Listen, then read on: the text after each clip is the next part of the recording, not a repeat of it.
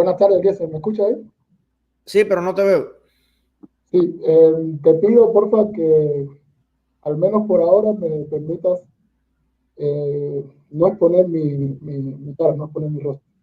¿Tú Voy a vives, exponer, tú vives en Cuba? sí, sí vivo en Cuba, pero estoy ahora fuera de Cuba. Quiero hacer algo muy puntual, te pido con el mayor respeto posible, no quiero incidir A ver, la idea. bueno, es en contra de nuestras reglas, pero vamos a ver, venga. O sea, te juro de todo corazón que no es mi intención para nada crear ningún tipo de atentado. Al Ok. contrario, yo te admiro mucho, respeto mucho esto que estás haciendo, coincido mucho con el criterio que has defendido y esto que vienes haciendo. Creo que efectivamente los cubanos buenos somos más, somos muchísimos, muchísimos más. Y esto que tú estás haciendo, a diferencia de lo que hizo el señor anterior, hace que las personas que como yo, en un momento estuvimos del lado de la dictadura, pues nos cuestionemos y hagamos esto que yo pienso hacer ahora, que para mí es muy difícil, estoy un poco nervioso porque pudiera exponer a mis hijos, pudiera exponer a mis padres, y te estaba insistiendo que me quería conectar porque tengo que regresar a Cuba en un tiempo que no sé, pero esto que estás haciendo es muy grande, Eliezer. O sea, esto yo creo que es el inicio del cambio que realmente se va a suceder en Cuba. Yo estaba esperando los pocos días que me quedan a ver si por fin traías a Oscar Elías Bisset, porque lo habías anunciado.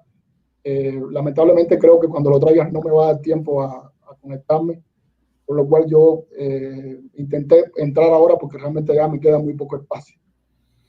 Eh, Bueno, te agradezco muchísimo tu apoyo y bueno, tenías algo importante para Sí, decir. sí, sí, Mm. te voy a hacer una petición nada más. Te pido, tú tienes la posibilidad de, evidentemente, a través del número IP, etcétera, ubicar dónde estoy. Te pido, por favor, que no expongas nada de eso. No quiero No, no, no te traer preocupes. ningún problema. Mira, en el año 2003, lamentablemente, yo estuve en el momento del juicio de Oscar Elías Vicente. Yo estuve en ese momento en la sala del Tribunal de 10 de Octubre, donde se juzgó a Oscar Elías Vicente. Estoy un poco nervioso por esto que estoy haciendo. En ese momento en la sala, recuerdo que estaba Oscar Elías Vicé, estaba Ángel Moya, era otro opositor de Matanza famoso. Todas las personas que estábamos en la sala, por supuesto, éramos personas que estábamos ahí por el gobierno, salvo una muchacha joven de tez negra que evidentemente era familia de Oscar Elías Vicé y dos señoras más, que eran o familia de Oscar Elías Vicé o de Ángel Moya. En aquel momento se dio un episodio extremadamente desagradable, no solamente por lo que ahora yo analizo que constituía el hecho de acusarlos a ellos por acto contra la independencia del Estado, sino por un tema eminentemente procedimental, que es una violación terrible en el caso de Oscar Elías Vicé, y que, digamos, para mí fue un parteaguas, ¿no? Eso fue lo que sembró en mí en ese momento, que a partir de ahí yo pues dejé totalmente de creer en aquello que yo pensaba que era quizás la solución de Cuba, ¿no?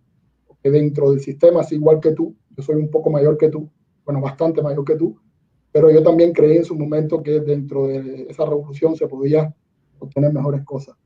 Oscar Elías Lecé es sometido a un proceso de juicio, el instructor policial que atiende su caso, que es un teniente coronel, en ese momento era una persona de mucho prestigio, en el proceso penal cubano actúa como un perito de la fiscalía. En el momento en que el tribunal hace el proceso de saneamiento, le consulta al instructor si él tenía una posición de amistad o enemistad manifiesta en contra de los acusados. Esto es un tema netamente de procedimiento, donde tú tratas de sanear, digamos, esa imparcialidad que debe haber en todo proceso, que incluso en el propio procedimiento cubano, en la propia ley cubana, pues está establecido. Y para sorpresa de todos los que estábamos ahí en la sala, el inspector abiertamente manifestó que él era un enemigo directo de Oscar Elías Vicente. Evidentemente el señor no pudo manipular su sentimiento a punto de la tradicional posición de decir, no, yo no soy ni amigo ni enemigo, de forma tal de que se acredite ese testimonio que él iba a dar. Eso creó una situación difícil. Eliezer, para mí esto es muy difícil, estoy haciendo esto y estoy muy nervioso realmente con No, mis hijos y tranquilo, con mis tranquilo. padres. No pasa nada. No hay Eh, ninguna forma que te podamos exponer. Así que tú tranquilo, eh, valoramos mucho y apreciamos que hagas una contribución a favor de la verdad y a favor de la justicia. Así que tranquilo, te lo agradecemos mucho. Oscar Elías Vicé, el abogado de Oscar Elías Vicé sabiamente solicitó en ese momento como una especie de interrupción o de objeción, tratando de exponer que evidentemente ese testimonio del inspector ya estaba viciado, del instructor, perdón, con lo cual como perito de la fiscalía pues no tenía ninguna validez. El presidente del tribunal, asombrado, le reitera la pregunta e incluso le aclara que la pregunta está asociada a la imparcialidad que debe tener. Y el instructor, dentro del nerviosismo que tenía, dentro de esa, digamos que quizás vergüenza interna o esas contradicciones que podía tener, se reiteró de que efectivamente él era enemigo de todas esas personas, que en ese caso eran Moya y Vicé. Han pasado muchos años, se me pueden ir algunos detalles, pero esto para mí fue un episodio que me marcó mucho, con lo cual lo tengo presente. En ese momento se suspendió la audiencia. Para sorpresa de todos, se suspendió la audiencia. Evidentemente lo que hicieron fue llamar a este instructor y darle pues orientaciones de que no fuera, de que no dijera eso y que rectificara, porque de alguna manera lo que estaba haciendo era una barbaridad terrible, que creo yo que es una barbaridad terrible, y creo que si bien todo ese proceso de la Primavera Negra fue bochornoso para todos los casos, en el caso específico de Vicé fue peor aún, porque incluso dentro de la propia ley y la práctica cubana, pues lo que se estaba cometiendo era una violación tremenda en el caso de él. Se retoma la audiencia, el instructor se reincorpora y, oh sorpresa, el presidente del tribunal le vuelve a hacer la pregunta y claro, ahí sí, el instructor dijo que no, que él había entendido mal y que él no tenía ningún tipo de enemistad con Carolina Vicé.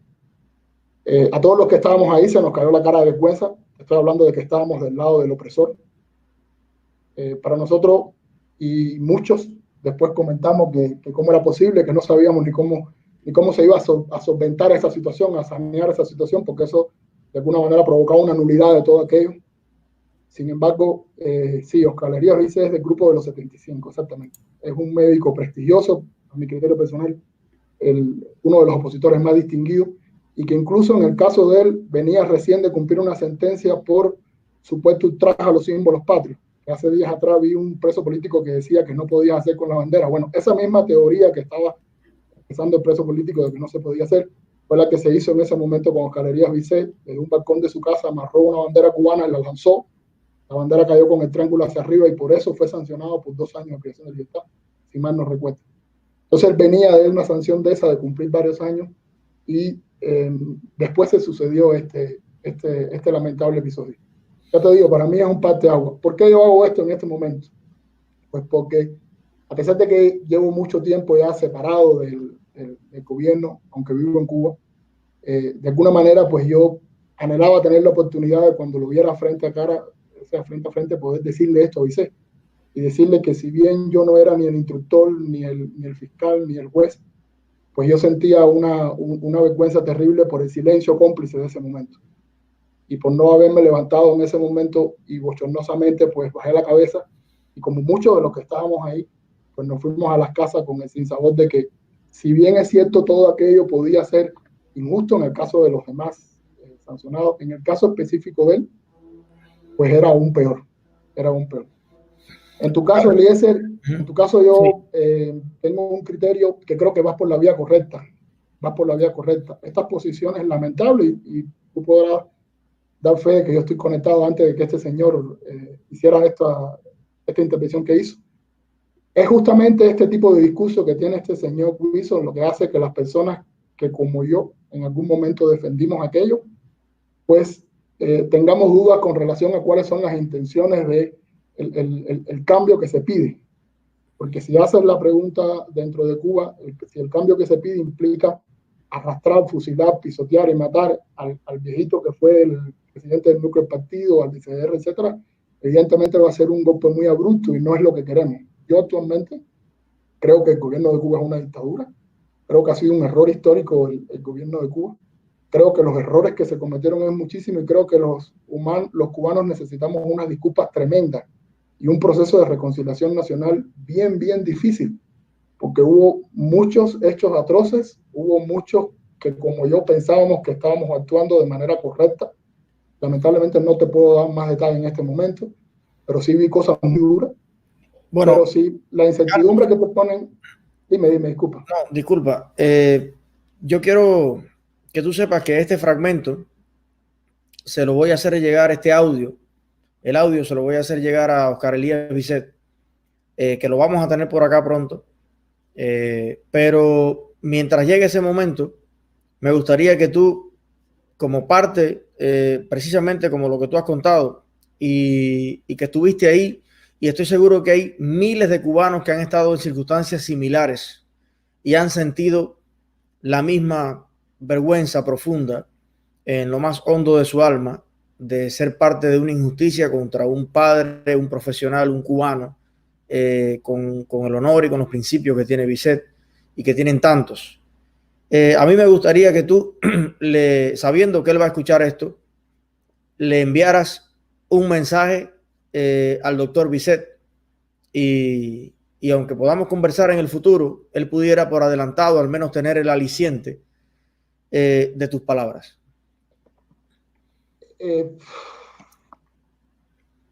Avisé, no hay forma de que yo le pueda reponer lo que él sufrió.